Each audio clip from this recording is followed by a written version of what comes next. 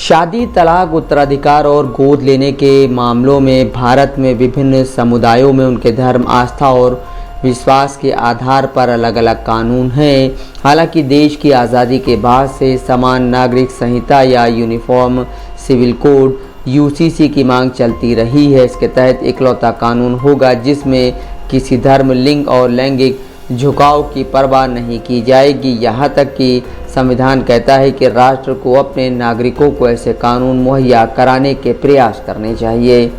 लेकिन एक समान कानून की आलोचना देश का हिंदू बहुसंख्यक और मुस्लिम अल्पसंख्यक दोनों समाज करते रहे हैं।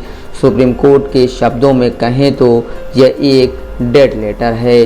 पीएम नरेंद्र मोदी के नेतृत्व वाली बीजेपी सरकार इस विचार को वापस उठा रही है। बीजेपी शासित उत्तर प्रदेश, हिमाचल प्रदेश और मध्य प्रदेश यूसीसी पर चर्चा कर रहे हैं।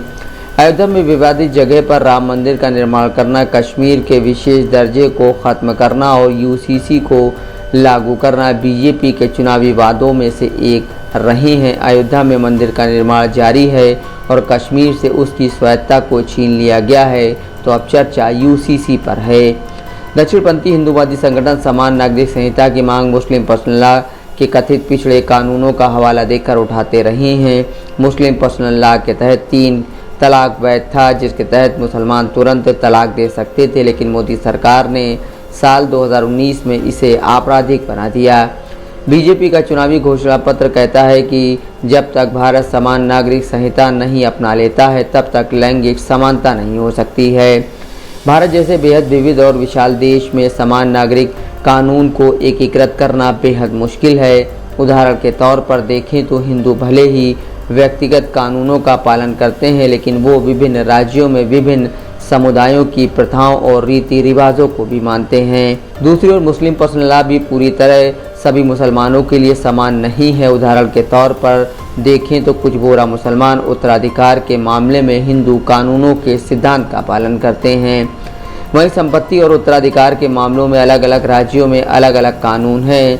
पूर्वोत्तर भारत के ईसाई बाहुल राज्यों जैसे कि नागालैंड और मिजोरम में अपने पर्सनल लॉ हैं और वहां पर अपनी प्रथाओं का पालन होता है, न कि धर्म का।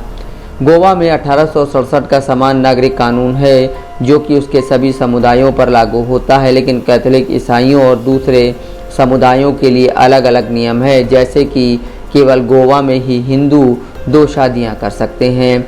भारत में समान नागरिक संहिता केंद्रीय और राज्य सरकारों की आम रुचि का मुद्दा रहा है।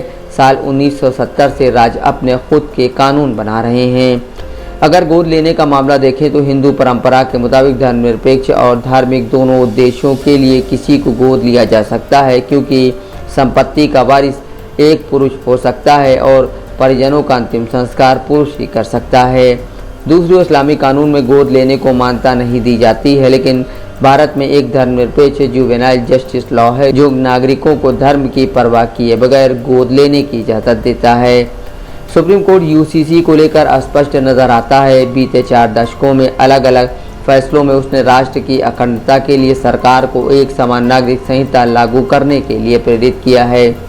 साल 2018 में सरकार को कानूनी बदलाव की सलाह देने वाले सलाहकार निकाय लॉ कमीशन ने कहा था कि एक समान नागरिक संहिता न आवश्यक है और न ही वांछित है। बीजेपी कई राज्यों में अपने बल पर सत्ता में होने के बावजूद लंबे समय से ये कानून नहीं ला पा रही है। आम चुनाव सिर्फ 1 साल दूर हैं, तो क्या पार्टी का मानना है कि वक्त आने वाला है? Mohammad Asim Siddiqui, Dastak live news.